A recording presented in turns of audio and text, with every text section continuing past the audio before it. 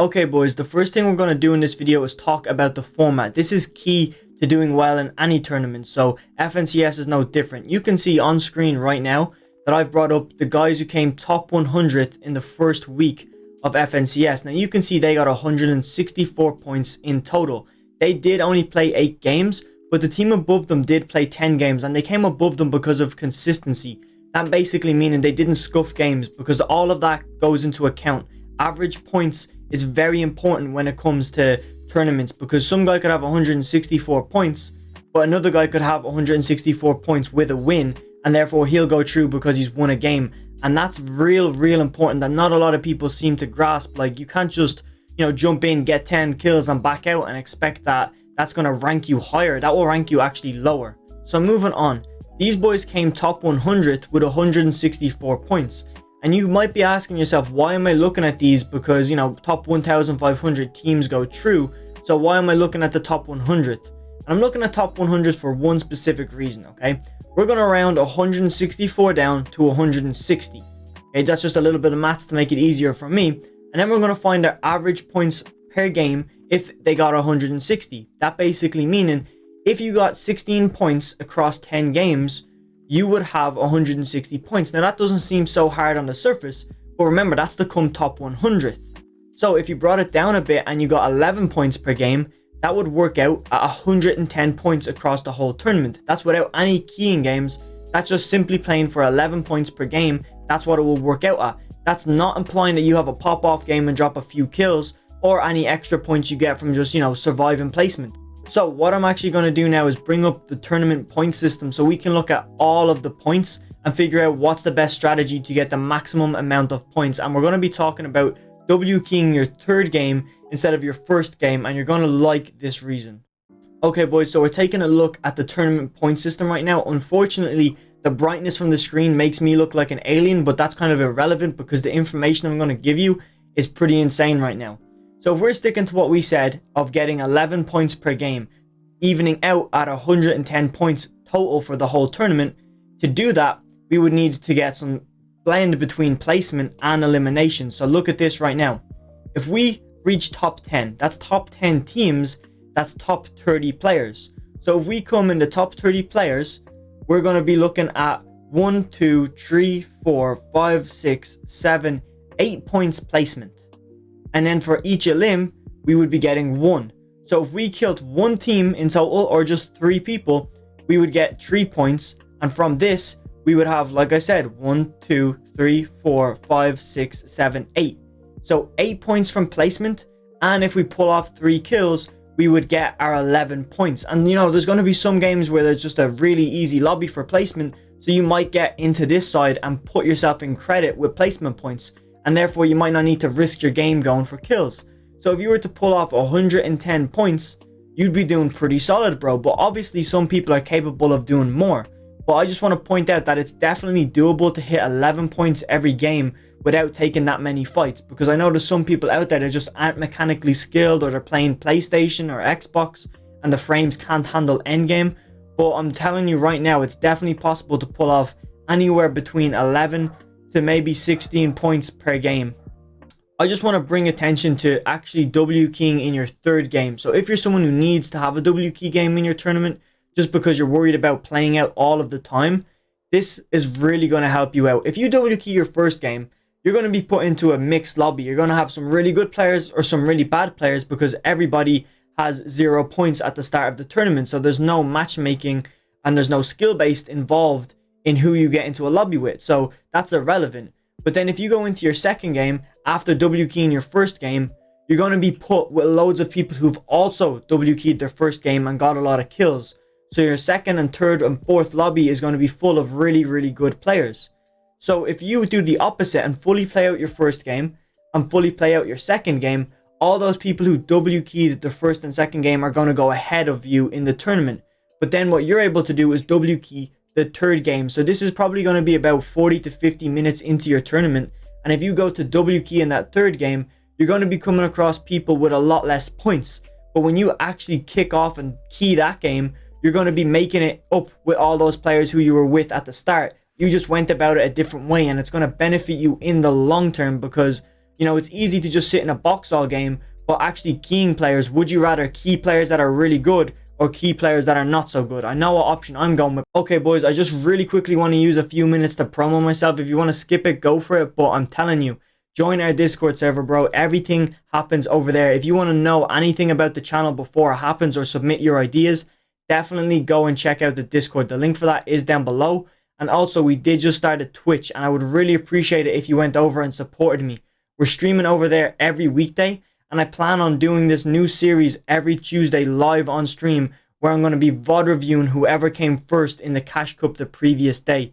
So it's going to be like a VOD review, but live, and there's going to be your chat on the side of the screen, so you can ask any questions as I'm VOD reviewing, and it's going to be lit, man. Trust me, definitely want to give it a follow. Let's get on with the video, though.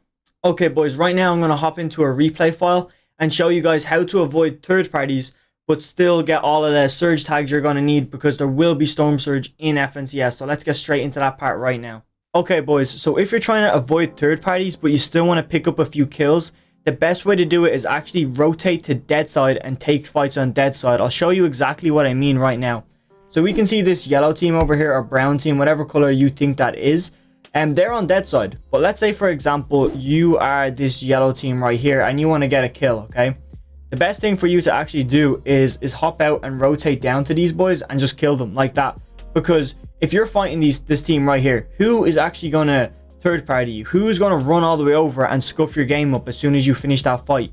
Who is like, no one's going to do it. And the worst you're going to get is this team beaming you, and which is not too bad, to be honest. And they might not even full beam you because you're a good bit away. But, you know, if you take a fight over on this side, for example, let me just delete everything. If you take a fight here, okay, let's say you're this team and you want to go and just key this team right here. Well, you can't really do that because there's so many teams around you. You know that this team is going to key. You know that, oh, that's a bot, but you know this team is going to come over, because why wouldn't they? You get me? And so many teams are just going to get involved, and even these teams rotating in are going to get involved. So you can't really avoid, you know, getting third partied if you stay on any side of the map that's not dead side. But let me explain to you a quick method on how to get to dead side, because most people aren't even able to identify what dead side looks like. This is my rule of thumb that I tend to use in games and when I'm coaching. But basically, play to the side of the map that's closest to the water. So if you see right now, if I draw a yellow line right here and put, like, I guess this on it, that's the edge of the map. So look how close that is to the edge of the map versus somewhere like this, okay? Look how close that is to the edge of the map. And you can see that's not dead side. That's where there's going to be multiple teams rotating in, and so on with everywhere else on the map. So you can see here's pretty much dead side as well, because it's so close to the water. That basically means nobody can do a rotation and basically come from this mountain and whip in behind you. That's what that stops people doing. You can't get, you know, people keying out of Storm because you're so on the dead side of the map. Nobody's going to be rotating in from here because, first of all, it's in Storm. Second of all, there's no reason to be down here in the tournament. So that's how you identify dead side. And you can see these guys are playing dead side perfectly. Same with this team. This team down here is doing it to a good extent as well. You can see basically this whole area down here is dead side. But how do you get down there? This is another method I use to get down there. So once I've identified dead side, I actually do like a right angle method. So you can see, like, if I was to draw, I guess I'm going to do it in black because it makes sense. If I was to draw a right angle like so, like this, you can use a right angle, you know, because, you know, a circle fits inside of a square. So that's a right angle right here. Hopefully that color works. But how do you get down there? You use right angles. Okay, and this is going to make so much sense right now. So let's say you're this yellow team and you want to figure out how to get on dead side. You play a right angle. So what way is the quickest way for you to get to the edge of the map first? So if you were to just rotate over here, that's the edge of the map. So you rotate right and then you go down. Look, you avoid every single team that's on this method. You literally just go straight through everybody, and this works flawlessly, bro. This is probably the best piece of information I've ever given out, and it's so simple. Versus if this guy goes like this, okay, sure, he's going to get down somewhat on dead side, but look where he's going to go through. You have to always look to the edge of the map first, and then you just make a right angle. So you look to the nearest side of where the map ends, and then just rotate that way. And I know it seems completely just pointless, but I'll do it with another team to prove it works. Like literally any team. I'll do it with this team right here, okay? This team right here.